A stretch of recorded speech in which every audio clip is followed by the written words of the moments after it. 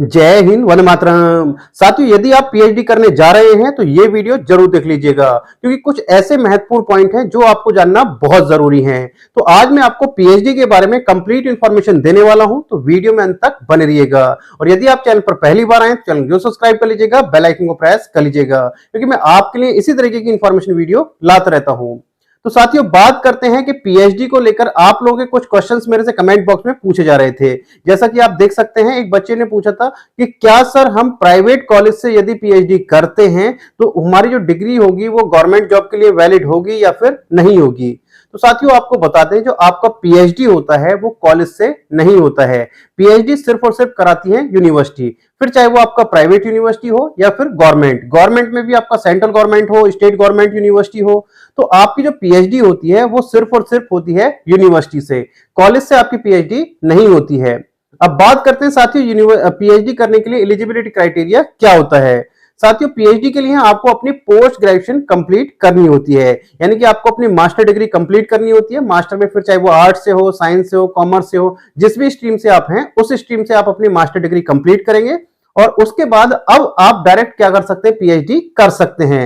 यानी कि अब आपको एमफिल करने की आवश्यकता नहीं होगी। पहले आपको मास्टर डिग्री करनी पड़ती थी, फिर उसके बाद में एमफिल, तब आपका पीएचडी होता था।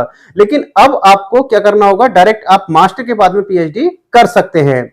इसके लिए आप अपना स्टेट गवर्नमेंट यूनिवर्सिटी से भी कर सकते हैं और सेंट्रल गवर्नमेंट यूनिवर्सिटी से और प्राइवेट भी कर सकते हैं। एडमिशन लेने का जो प्रोसीजर होता है, यदि आपको गवर्नमेंट यूनिवर्सिटी में एडमिशन लेना है पीएचडी में, तो उसके लिए आपको यूजीसी नेट का एग्जाम क्लियर करना पड़ेगा।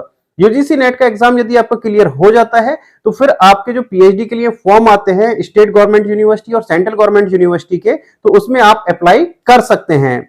बहुत सारी जो यूनिवर्सिटी है, जो गवर्नमेंट यूनिवर्सिटी है, central government university, state government university, उनकी जो कुछ सीट वैकेंट रह जाती हैं तो वो डायरेक्ट भी एडमिशन ले लेती हैं। यानी कि आपका पोस्ट ग्रेजुएशन के बाद डायरेक्ट एंट्रेंस वो लेती हैं, एंट्रेंस के बिहाफ पर वो अपना एडमिशन ले लेती हैं। तो गवर्नमेंट में भी ऐसा नहीं है कि यदि आपका यूजीसी नेट का एग्जाम क्लियर नहीं हुआ है तो आप पीएचडी के लिए आवेदन नहीं कर सकते हैं। तो आपका जो है आवेदन हो सकता है।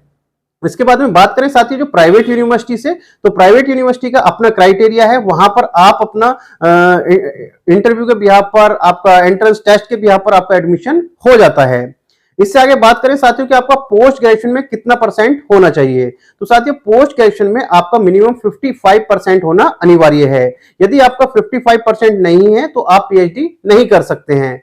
अब इस केस में क्या करें, यदि आपके 55% नहीं है और आपको पीएचडी करना है तो उसके बाद में आप क्या कर सकते हैं, अपना डबल एमए कर सकते हैं। जैसे आपने अपना एमए इंग्लिश से कर रखा है तो आप अपना हिंदी से कर सकते हैं, हिस्ट्री से कर सकते हैं, या फिर आप इंग्लिश में ही दोबारा एमए कर सकते हैं। तो उसी सब्जेक्ट से, सेम सब्जेक्ट से भी आप अपना दोबारा एमए कर सकते हैं, कोई प्रॉब्लम नहीं है। और उसमें यदि आपके 55% से ज्यादा मार्क्स आप ले आते हैं तो फिर आप पीएचडी के लिए एलिजिबल हो जाते हैं।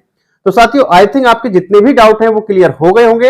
यदि अभी भी आपका पीएचडी को लेकर कोई डाउट या क्वेश्चन रह गया है तो आप मेरे से कमेंट बॉक्स में पूछ सकते हैं। मैं जितने जल्द से जल्द होगा उसका आंसर या उस पर वीडियो बनाने की पूरी कोशिश करूंगा। तो चलिए साथियों, मिलते हैं आपसे नेक्स्ट वीडियो इस तरह की इंफॉर्मेशन के साथ। तब तक के लिए जय हिंद, जय भारत।